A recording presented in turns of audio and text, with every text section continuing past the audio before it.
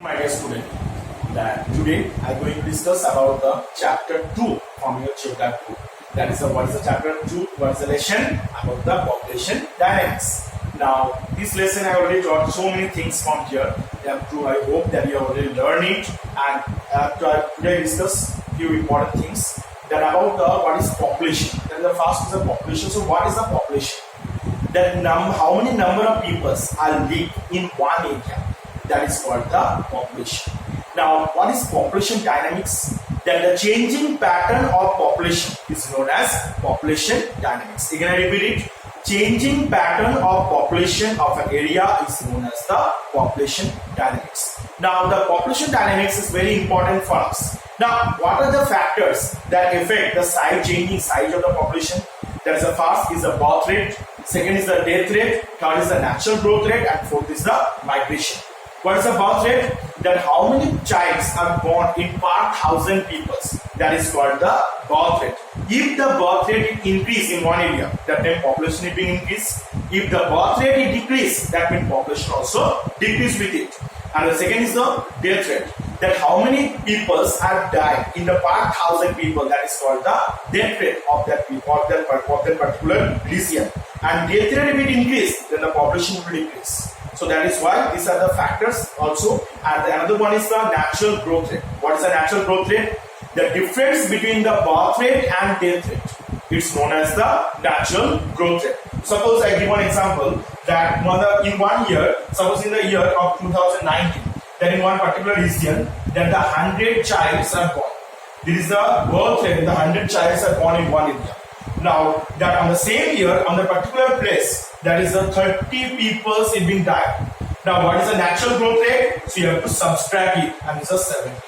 That is the natural growth rate. What is the difference between the birth rate and death rate? Is known as the natural growth rate. And also, you have to read the migration. What is the migration? That the movement of people from one place to another place, that is known as the migration. You have to read these things properly, because the next chapter only we have to study about the full things about the migration. And the migration are divided into two parts.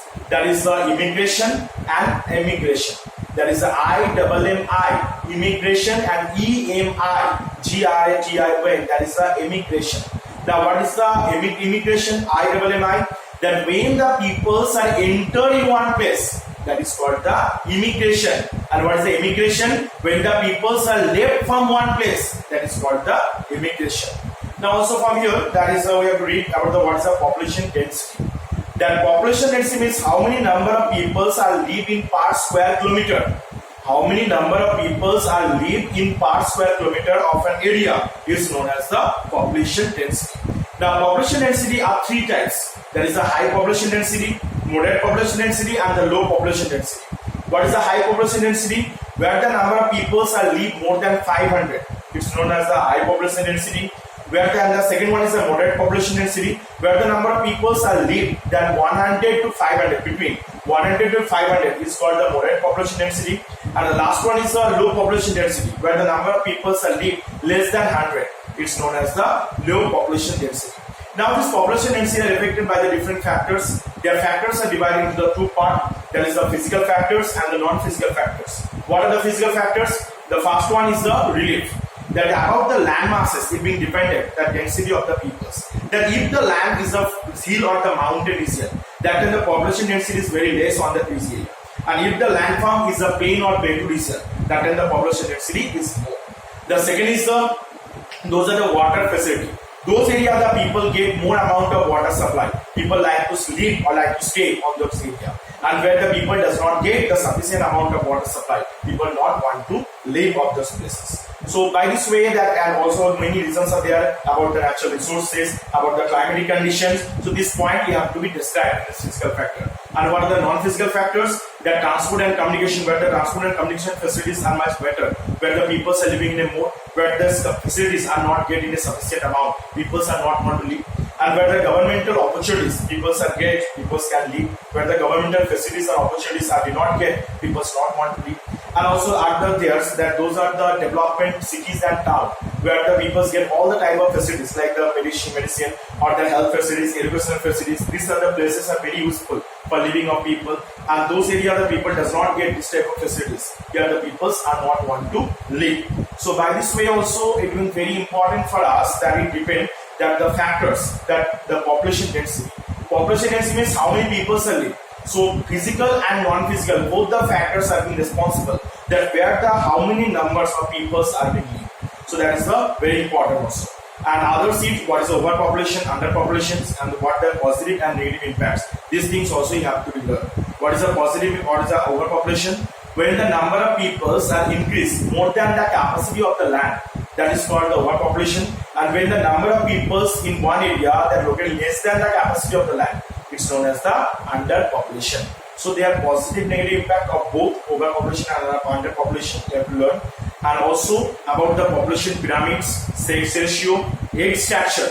These are the key things are very important. What is the dependency ratio? What is dependency ratio? That how many peoples are the age group peoples that depend on the working age people. That is called the dependency ratio. And the second is the age pyramid or the population pyramids. By in which pyramid structure we have to represent the sex ratio and the age structure. These are the pyramids are known as the population pyramids. And the second is the sex ratio. That how many females are there in per thousand male. How many females are there in per thousand male? Their ratio is known as the sex ratio. So these all are the things that we have to learn. And the rural and urban area. That why the peoples are mostly they are being transferred they are mostly migrated from the rural to urban area. What are the reasons and what are the differentiate between the rural and urban area? Those things I already discussed in my previous classes. You have to, if you not see, you can see. I hope you have to learn all the questions. And those are the inside questions that are already sent through the demo app. You have to prepare the answers for this also. So don't depend only the books. Those are only the exercise one.